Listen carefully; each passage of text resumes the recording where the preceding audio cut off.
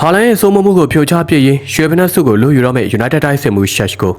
ပရိသတ်များလုံးပဲမင်္ဂလာပါခင်ဗျာ Red Revival Channel ကနေကြိုဆိုလိုက်ပါတယ်။လာမယ့်ရာသီသစ်ပရီးမီးယားလိမှာတော့ပြိုင်ပွဲတိုင်းကိုတစ်ဖက်သက်လွှမ်းမိုးစိုးမိုးထားတဲ့ Man City တိုက်စစ်မှုအာလင်ဟာလန်ရဲ့ရွှေခေတ်ကြီးအဆုံးသတ်သွားနိုင်မဲ့လက္ခဏာတွေထင်သာမြင်တွေ့လာရပါပြီ။အကြောင်းရင်းကတော့ Manchester United အသင်းရဲ့ဂိုးသွင်းဆက်စစ် Benjamin Sheshko ကြောင့်ပဲဖြစ်ပါတယ်။ Sheshko ဆိုတာပြိုင်ပွဲဂိုးပေါက်ရှိမှာအခွင့်အရေးရတာနဲ့သွေးအေးအေးနဲ့အပိုင်ပိတ်သွင်းနိုင်တဲ့အဆုံးသတ်သေးကြလုံးနဲ့တိုက်စစ်မှုမျိုးပါ။ဒါတွေမကောက်သေးပဲအသင်းရဲ့ကစားကွက်တိစောက်ပုံတွေမှာလေအပြေးအဝပါဝင်ပတ်သက်နိုင်တယ်လို့လင်မြန်တဲ့ရွေလျားမှုတွေနဲ့အတူအသင်းတစ်သိန်းလုံးရဲ့စိုးစည်းမှုနဲ့တိုက်စစ်ကစားဟန်ကိုအများကြီးအသက်ဝင်လာစေမဲ့သူဖြစ်ပါတယ်။အာလင်ဟာလန်လိုဂိုးပေါက်ရှိမှာဂိုးသွင်းမှုကြီးတီးတန့်စောင့်နေရမျိုးမဟုတ်ပဲ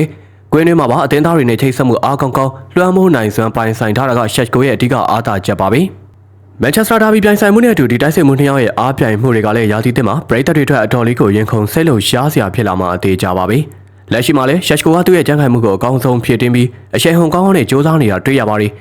။ဒါကြောင့်လာမယ့်ရာသီသစ်မှာ Sheshko စီကနေအနည်းဆုံးသွင်းကို25ခုနဲ့အထက်သေးကြပေါက်မြင်တွေ့ရဖို့ရှိနေပြီးအာလင်ဟာလန်တိုးတဲ့လက်ဝဲကြီးအုပ်ထားတဲ့ရွှေဘနက်စုပြိုင်ပွဲစီကိုအန်ဒရယ်အပေးနိုင်ဆုံးစိန်ခေါ်သူတစ်တယောက်ဖြစ်အားပပါဝင်ရောက်လာခဲ့ပြီပဲဖြစ်ပါတယ်။ကဲဟာလန်အင်ဘာယာကိုဖြိုချပြီးရွှေဘနက်စုအတွက်အချိန်နဲ့စိန်ခေါ်လာတော့မယ်။မန်ယူတိုက်စစ်မှုတဲ့ Sheshko ရဲ့ခြေသွမ်းပေါ်ဘော်ရာတို့ရောဘယ်လိုမြင်ကြလဲ။ရာသီသစ်အတွက်ရင်ခုန်နေကြပြီလားပြောပေးသွားခဲ့ကြပါဦး။